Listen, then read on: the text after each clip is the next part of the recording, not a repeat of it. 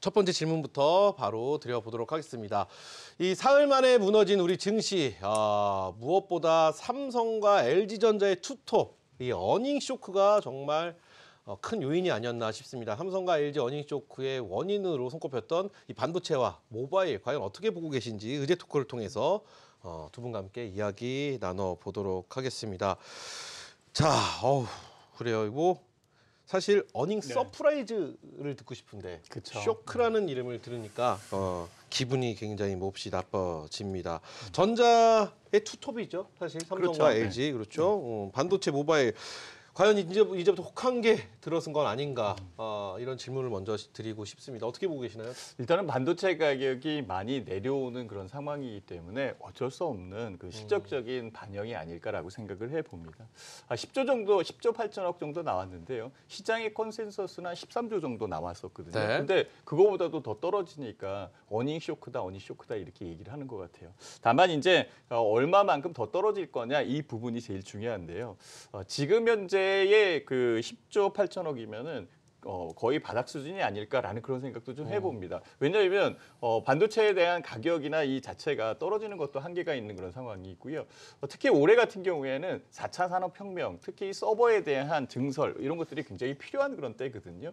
물론 반도체 가격이 떨어졌기 때문에 추가적으로 사용할 수 있는 뭐 서버에 대한 부분 유리하게 작용을 하겠지만 필요에 의해서 반도체는 또 공급이 되지 않겠느냐라는 그런 생각도 해봅니다. 삼성전자 같은 경우에는 반도체뿐만이 아니라 다른 사업 부분도 분명히 있는 것을 인지를 하셔야 되는 그런 상황이고요. 물론 이제 뭐 스마트폰 같은 경우에도 한계가 있다.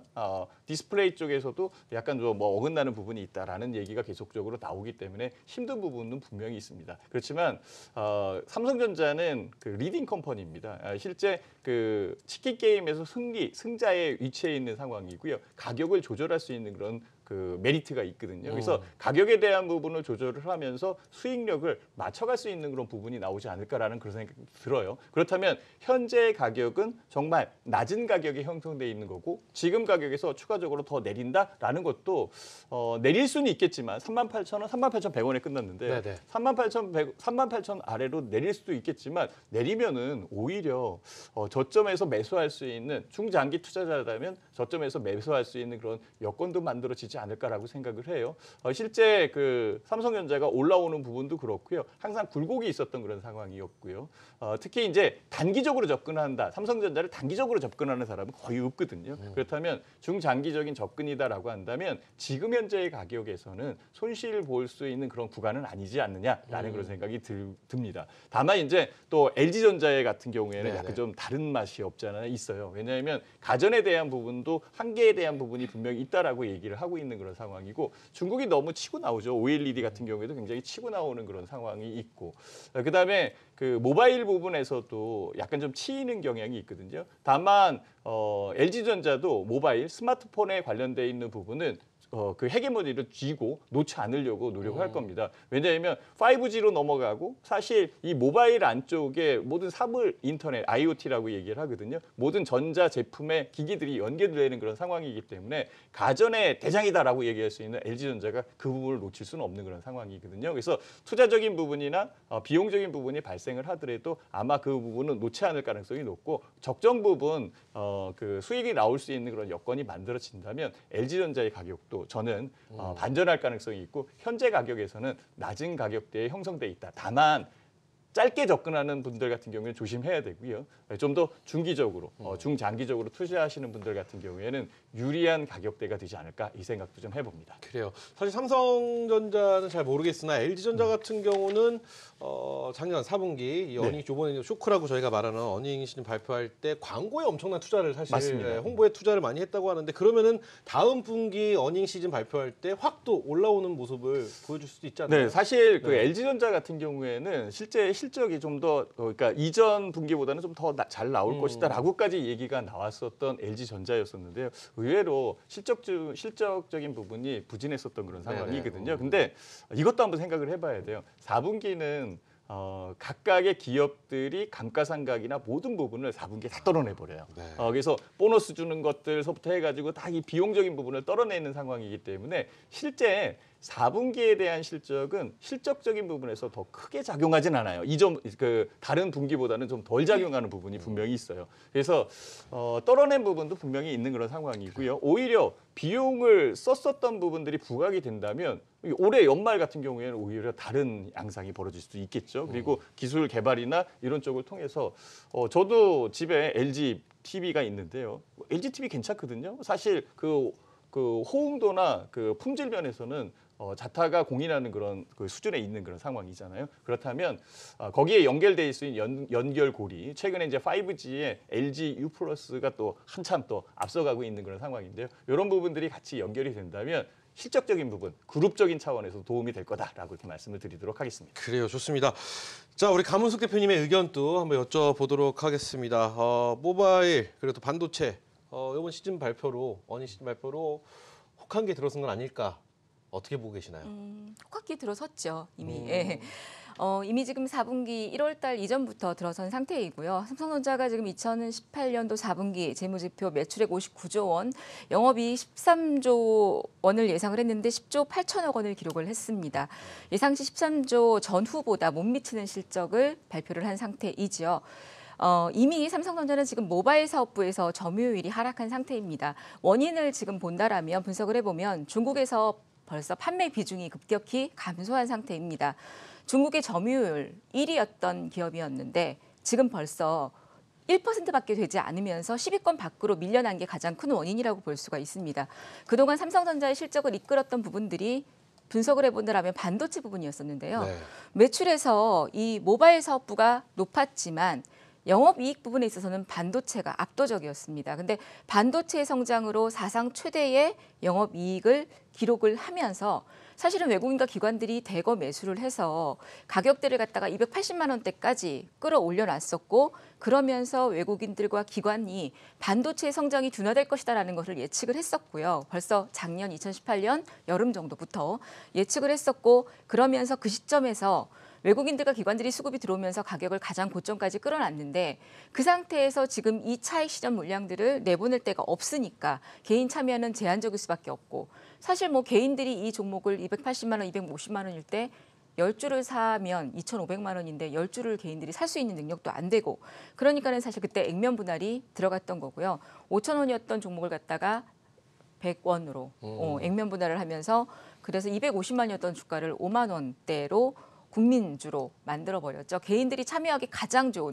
그래서 여러분들 아실지 모르겠지만 제 그때 친인척들 또 친구들이 12월 달에 집에 있는 금을 갖다가 네네. 싸서 팔아서 삼성전자를 사야 된다고 찜질방에서 아줌마들이 정말 모여서요. 그런 얘기를 제가 하시는 걸 들었어요. 모여서 네. 금을 팔아서 삼성전자를 사서 액면 분할이 돼서 이게 5만 원대가 되면 떼부자가 된다고 내년에 되면 액면 분할이 되면요. 네네네. 그래서 제 친구 보고도 대출을 받아서 삼성전자를 사라고 막 하기도 했었어요. 그런데 주가가 정말 이렇게 개인들한테 소문이 나서 이 정도가 되면 가장 고점입니다. 주식을 모르는 사람들이 사야 된다라는 얘기들을 하면 고점입니다. 그래서 이때에 이렇게 이제 주가가 개인들이 참 그 액면 분할 할 때가 가장 이제 좋았던 개인들 참여하기 좋았던 시기였는데 이제 이러면서 사실은 어느 정도 반도체는 혹한기가 되지 않았나 싶고요. 그래요. 가장 큰 원인은 중국이 실적 부진 또 이런 것들이 아니었나 싶고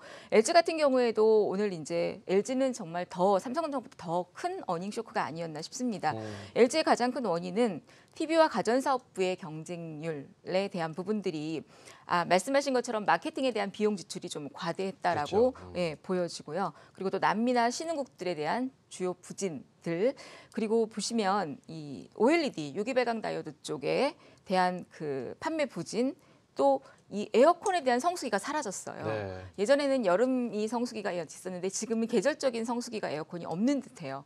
그런 부분들이 LG에 대한 실적 부진의 가장 큰 부분이 아니었나 싶고 또 스마트폰에 대한 부분들도 삼성에 비해서 LG는 현저하게 많이 떨어졌던 그렇죠. 부분들, 이런 부분들이 스마트폰에 있어서도 4분기에 굉장한 마이너스를 가졌던 부분들이 LG는 더더욱이나 그래서 사실 LG와 삼성이 같은 투톱의 전자를 이루면서도 가격적인 면에서 이 정도로 이렇게 차이가 많이 나는 것 모습들이 바로 실적적인 면에서도 그렇고 정말 비교할 수 없을 만큼의 차이가 나는 부분들이 아니었나. 그래서 주 종목의 이 어닝 쇼크의 가장 큰 원인은 바로 이런 부분들이 아닌가 싶습니다. 네. 좋습니다. 자, 그러면은 이 질문을 한번 드려보고 싶습니다. 반도체죠. 그렇다면은 혹한기는 왔다. 그렇다면 앞으로 상반기 전체에는 좀 어떤 영향을 상반기에는 또 어떻게 반도체주가 끌고 갈지, 그리고 또 반도체에서 전기전자의 어떤 세대 교체들 과연 이루어질지, 이런 여러 가지 질문을 좀 합쳐서 상반기의 전망과 세대 교체 과연 이루어질지 묶어서 한번 질문을 드려보도록 하겠습니다. 반도체에 대한 세대 교체라고 말을 하면 참 감이 안 와요. 그렇죠? 뭐가 도대체 세대 교체일까 했는데 어찌되었든 세대 교체는 분명히 이루어져야지 이게 또 살아나는 시장이 될 것 같은데 어떻게 보고 계시나요? 이번에 또 신학수 대표님부터 먼저 여쭤볼게요. 네, 일단 저는 그 삼성전자에 대한 그 실적적인 측면이나 전망 이 부분들이 좀 안 좋게 나오고 좀 어두운 부분이 분명히 있지만은요. 어두운 부분에서 지금 현재가 제일 그 바닥적인 부분이 아닐까라는 그런 생각도 좀 많이 해봅니다. 사실 뭐 반도체에 대한 대체할 수 있는 그런 여건들이 없는 그런 상황이고요. 실제 그 반도체 같은 경우에는 주력 산업인 그런 영향이 분명히 있는 그런 상황이겠죠. 물론 이제 기술적인 측면이나 여러 차이도 분명히 있는 상태이기 때문에 그냥 유지될 것 같아요. 네. 저는 뭐 유지되면서 현재의 가격 대역이 유리하게 작용할 수 있는 그런 여건이 되지 않을까라고 생각을 하고요. 만약에 이제 그 IT 쪽이나 일단 IT 분야에서 뭐 전자나 뭐 반도체 이런 쪽 이외의 그 업종이나 업황군들이 뭐 대체될 수 있다라고 생각할 수 있는 것은 빠르게 접근되는 것은 바로 3월 달에 상용화 서비스되는 5G, 5G에 관련돼 있는 종목들이나 5G와 연결되는 그런 관련돼 있는 업황이나 산업들 이런 쪽이 훨씬 더 유리해 보이는 그런 상황이 나오고 있고요. 그다음에 이제 대세죠. 2차 전지, 그러니까 그 전기 자동차는 대세거든요. 2차 전지에 관련돼 있는 부품이나 부품 회사들 이런 쪽으로 산업에 대한 중심축의 이동된다라고 보기보다는 이게 그 자리를 잡아가는 자리를 잡아가면서 큰 틀에서 삼성전자 하나로 한국 시장이 먹고 살 수 있는 그런 부분은 아니다. 뭐 삼성전자가 잘못될 경우에 그 국가적인 부분에 굉장히 큰 로스가 생기는 그런 부분이 있거든요. 그래서 이 부분을 대처할 수 있는 산업군들이 자꾸 들어올 것 같아요. 그 중에서 재작년에 제일 세게 들어온 게 바로 BT, 즉 바이오 테크놀로지였었거든요. 그래서 셀트리온 헬스케어가 굉장히 곽광을 받았었던 부분도 분명히 있죠. 성장 산업입니다. 실제 이제 뭐 삼성전자 자체의 반도체가 성장이다라고보다는 반도체에 의해서 파생되는 뭐 IoT나 뭐 AI나 여기에 필요한 서버에 관련돼 있는 부분들, 이쪽에 그 받침이 될 수 있는 부분들 분명히 있거든요. 네. 그게 베이직으로 깔려서 이제는 성장 쪽으로 넘어갈 수 있는 특화되어 있는 기술 업종들 이런 쪽이 제일 먼저 움직일 것 같아요. 일단은 뭐 제일 큰 거는 5G에 관련돼 있는 부분이 크지 않을까 이렇게 생각을 해봅니다. 그래요. 5G 이런 말씀해 주셨는데 저희 작가 이거 말씀드려도 되나요? 작가는 전자담배 뭐 이런 거 말씀하시죠. 전자담배는 반도체라고 말하기보다는 네. 그냥 어디 조그만 중소기업에 그러니까 그거는 소모품에 그렇죠, 관련돼 소모품이니까. 있는 부분일 거고요. 네. 그랬다. 하는 우스갯소리였습니다. 자, 우리 감우석 대표님 네.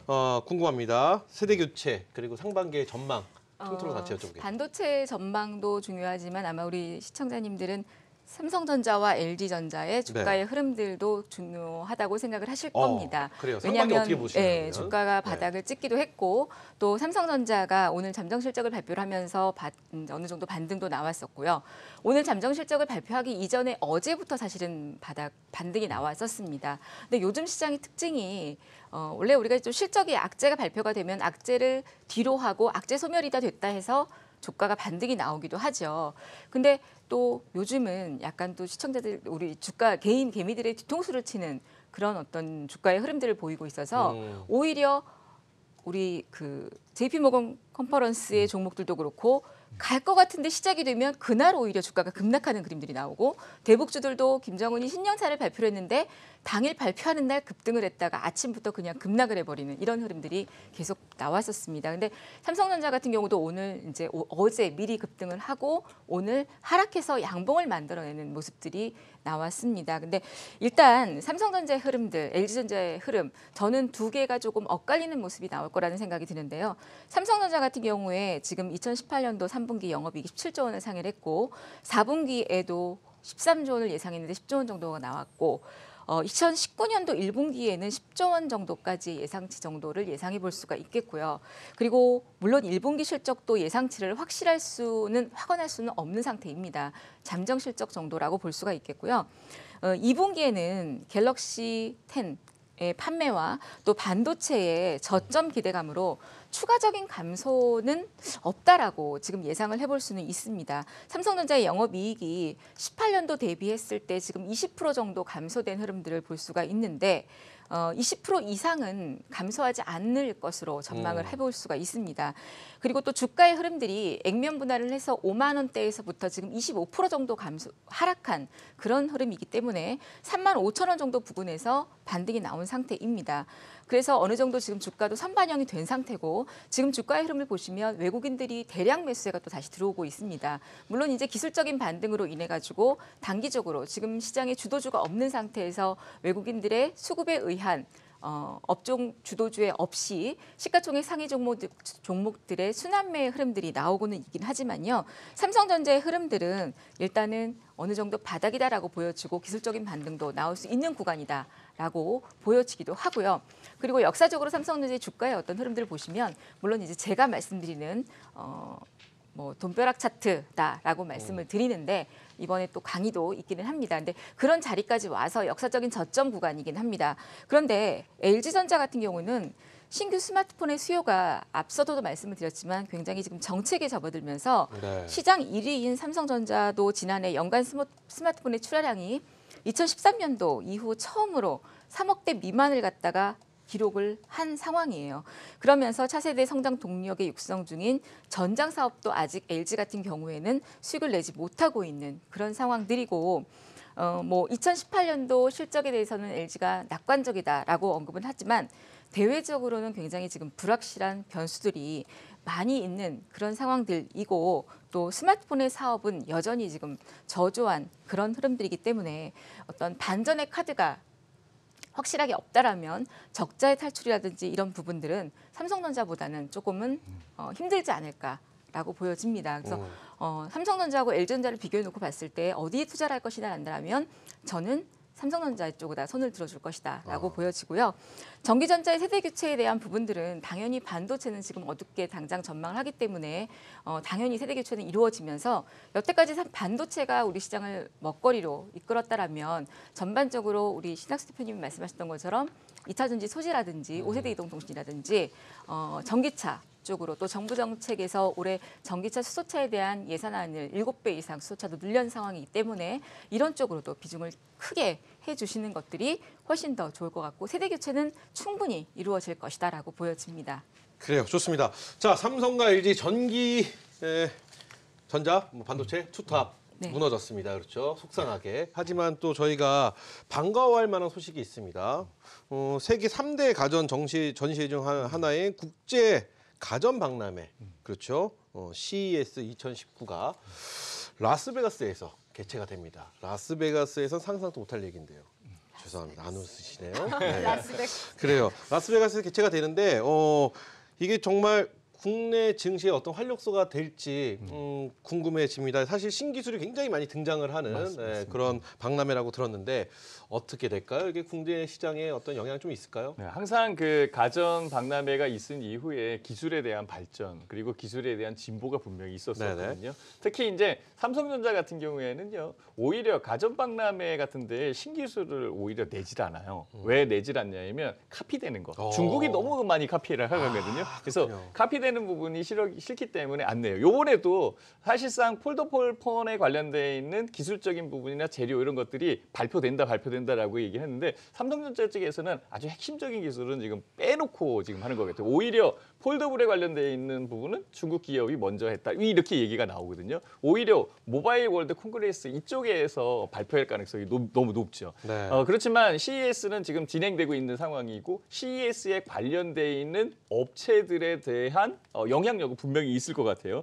최근에 들어가 있는 그 회사들 같은 경우에 삼성전자나 LG전자, 현대기아차도 들어갔고요. 요번에 SK그룹도 들어갔거든요. 저는 눈에 띄는 게 네이버예요. 예. 네이버가 들어갔다? 네이버는 처음 들어갔거든요. 네이버가 가가지고 무엇을 할까? 네이버는 포탈인데 이렇게 생각하시는데요. 아니죠. 4차 산업혁명에 네이버는 목숨 걸고 뛰어들고 있는 그런 상황이다라고 볼 수 있는 그런 상태예요. 그래서 네이버가 하는 뭐 AI, 즉 인공지능 같은 경우에도 있고 로보틱스, 그다음에 모빌리티, 이런 첨단 영역에 대한 부분을 통합적으로 만들어서 발표를 하려고 생각을 하고 있고요. 특히 이제 저는 눈에 띄는 게 뭐냐면 로보틱스 쪽의 그 로봇팔인데요. 이거는 예전에도 지금 계속적으로 얘기가 나와 있었던 부분이거든요.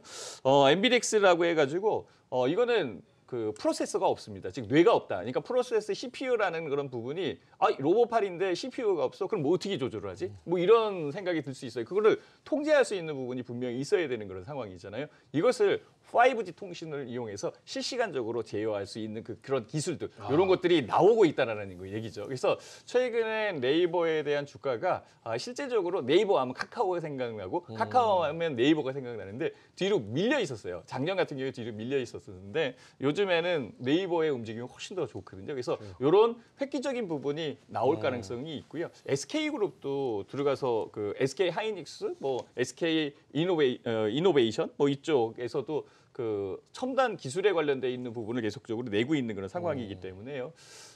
일단은 뭐 화두는 폴더블 폰일 가능성이 높고 거기에 관련돼 있는 부분이 있을 것 같고 특히 이제 5G에 관련돼 있어서 파생될 수 있는 그 인공지능이나 아니면 자율주행 관련돼 있는 부분들 이런 쪽으로 그 파생될 가능성이 높다라고 볼 수 있어요. 그래서 현대차나 기아차 이런 쪽도 관심 있게 보고 있는 그런 상황이고요. 딱히 뭐 현대차, 기아차를 살 수 없다라고 한다면 거기에 관련돼 있는 부품 회사들 이런 쪽을 봐야 되지 않을까라고 이렇게 생각이 듭니다. 그래요. 좋습니다. 우리 감무수 대표한테는 그 질문 여쭤볼게요. 국제가전 박람회에서 우리가 그러면 눈여겨볼 만한 기업들 한번 여쭤보도록 하겠습니다. 어떤 기업들 좀 눈여겨보면 좋을까요? 이번에 이제 핵심 주제였던 작년에 핵심 주제였던 사물인터넷하고 인공지능, 자율주행에다가 이제 또 들어갔던 게 5세대 이동통신이었습니다.